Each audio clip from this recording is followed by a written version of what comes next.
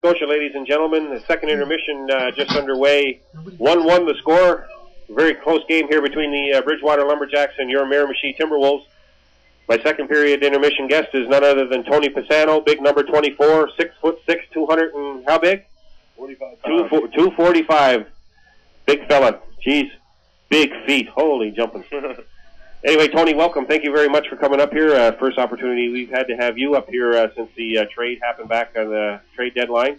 Welcome to Miramichi. Welcome to the Timberwolves, and welcome to the broadcast. Where are you from, Tony? I know you're from the States. You're down from the way where Bomba is there, but fill us in where you're from. Tell us about yourself, your family, where you played hockey, and how you ended up here. The hometown I reside in Andover, Massachusetts, just 20 minutes north of Boston. Grew up there. Played most of my hockey there growing up. Started playing junior when I was 13 years old in Exeter, New Hampshire, and just worked my way up to Canada when I was 16. Playing junior at 13, that's a pretty young age for junior, isn't it?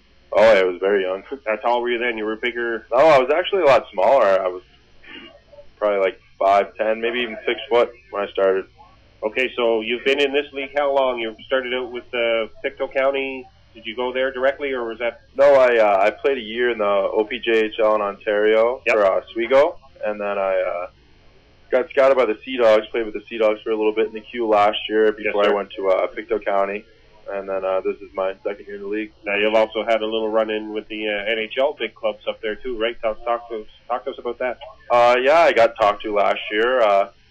I guess Edmonton was looking for a little toughness and just a big, strong defenseman, so they found me out in Pictou, and they invited me to their rookie camp this year. How'd you make out? Things went well. I actually made it to the main camp out of, I don't know, I would say there was about 40 guys at camp, and only about 12 made it to main camp from rookie camp, so I think I did pretty well. Awesome. Well, I'll tell you one thing, we're awful glad to have you. This is one of the things, first of the year, we were finding with the Timberwolves that we didn't have the toughness that we think we needed, so come the trade deadline, Coach McGuigan, Coach and GM Billy McGuigan goes out and he gets you, and just before the trade deadline, he brings in Patrick Loudon, and they bring Telford back, so we address the toughness side, but the skill is also there as well between you and Loudon and Telford. You know, you're not just one-dimensional kind of guys.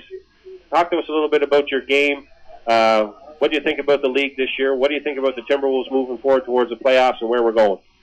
The league this year, I think it's pretty strong. Last year was a different story for me. I played on one of the top teams in Canada. Obviously, we were ranked 3rd in the nation, but I think the league's pretty well this year. And the Timberwolves, we have a great team here, and I think if we all just stay on the same page and stick to what we got, and we'll do well. Well, one of the things I'm noticing is we're getting a lot more space to skate out there when you guys are around. Nobody's taking any cheap shots, and our skill players can get going and do what they've got to do. So talk to us a little bit about the physical side of the game of hockey. I didn't play hockey much growing up. I love the game, but tell us about, you know, being the big tough guy and what that brings to the team and what you have to do to prepare for a game. I think coming in here, I was talking with Billy, it's not even just me going out and fighting guys. It's just me just being there. I guess it's a presence, I would say, to another team. It's like kind of a threat. You know, if you take liberties with our players, I'm going to be haunting down your neck, and you know, I'm not going to let anything happen to our guys.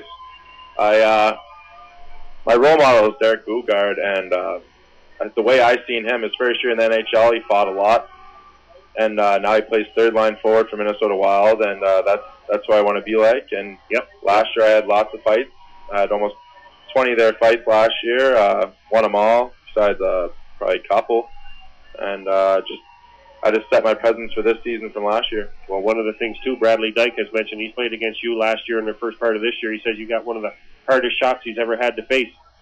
Yeah, I have a decent, pretty shot. I mean, I only have one goal in the league in 2 years, but I'm just not shooting the right place, I guess. No, good hard shot, just the directions is not...